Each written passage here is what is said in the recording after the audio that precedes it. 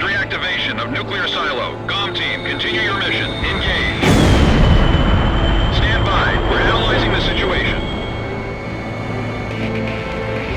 Here comes the snow. Shoot down the enemy. I'll run a plane analysis and fill you in ASAP.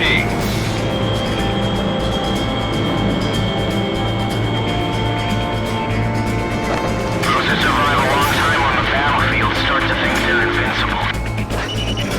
I bet you do too, buddy.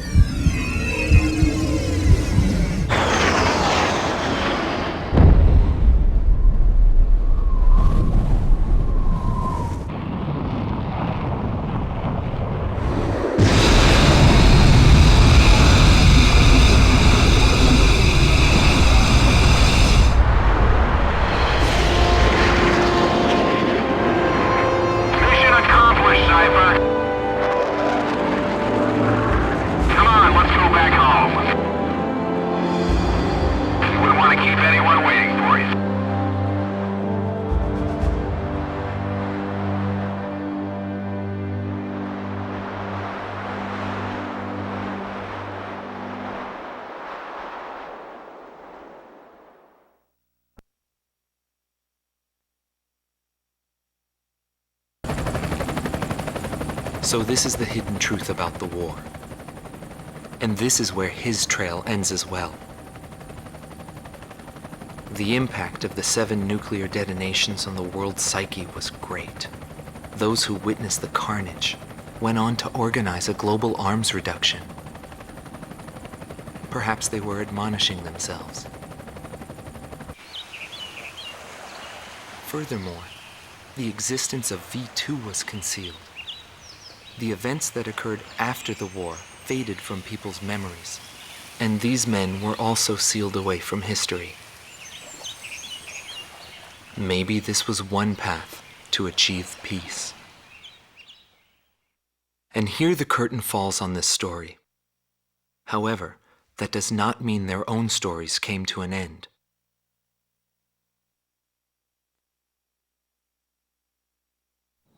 I fly under the code of knighthood. It's no surprise, since we soldiers are the descendants of the Belgian knights. We protect the meek and give our lives for honor, but that does not mean that we are generous, since generosity will cost us our lives. If the pilot survived to the end of the war, he must have carried out these rules. I bailed out and landed here. The captain was gone. I've lived a comfortable life since then, and I probably have him to thank for that.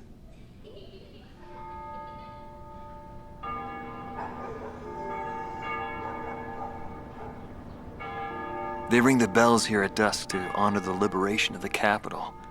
It signals peace, but to me, they are the sounds of death.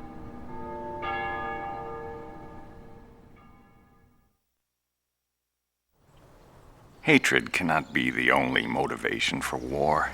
It only brings about more pointless deaths. I lost most of my students. They were all my children, my flesh and blood. I will never overcome that grief.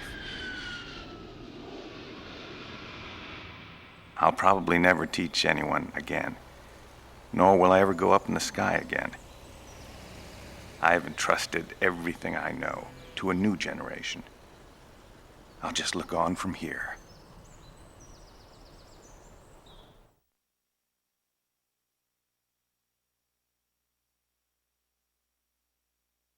Marcela Vasquez, the Espada Team's number 2 and former member of the Sapan Air Force, 9th Air and Land Division, 11th Tactical Fighter Squadron. She is thought to be a survivor of the coup d'etat squadron. She currently earns a living as a dancer.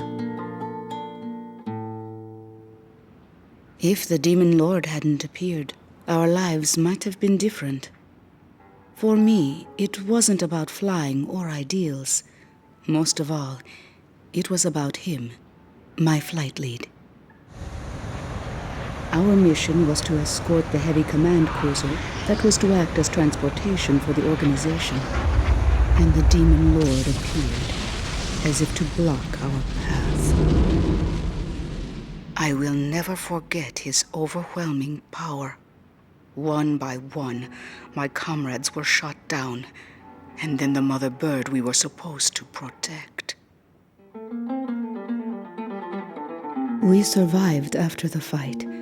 We left our organization and returned to the ground together. But those whose hearts are in the sky will always return to the sky. He was one of them, and so he left, even though his wounds had yet to heal, and he died there, never to return to me. But I don't blame anyone. The regret and suffering that remained after that battle were also what he had given me. They're among the precious few things he left behind.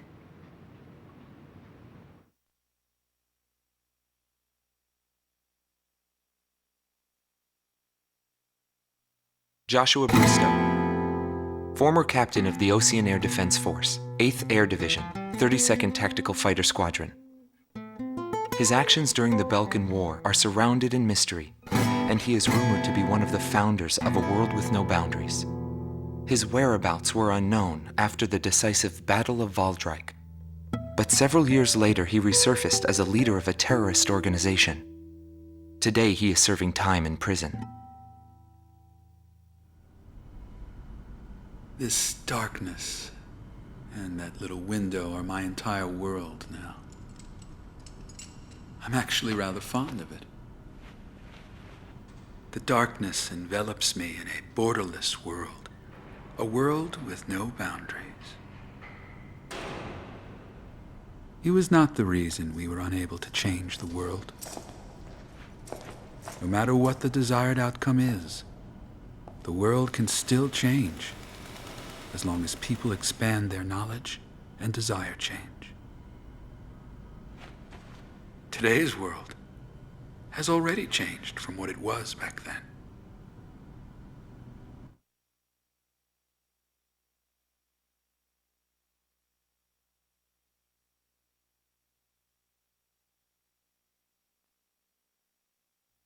Larry Falk, also known as Solo Wing Pixy. GALM Team's number 2, and member of the Ustio Air Force, 6th Air Division, 66th Air Force Unit. That's right. This man was his buddy, and his enemy. I should have died that day, but I didn't. I dragged my wounded body and reached ground zero of the nuclear detonations. A barren, empty land. I felt an unbearable sadness when I witnessed that landscape. There were still people living there. They were the ones that saved me. It may be true that the world has no need of borders, but would getting rid of them really change anything? The world won't change for the better unless we trust people. Trust is vital in a peaceful world. But that will never happen. I'm still on the battlefield. Right now I'm near a border. I want to see for myself what borders really mean, and what their volition really is. I may not find what I'm looking for, but I still want to try. Anyway, that's what I've come to believe, and I think that's enough. Will he see this video? If you do meet him, give him a message for me. Yo, buddy. Still alive? And thanks, friend. See you again.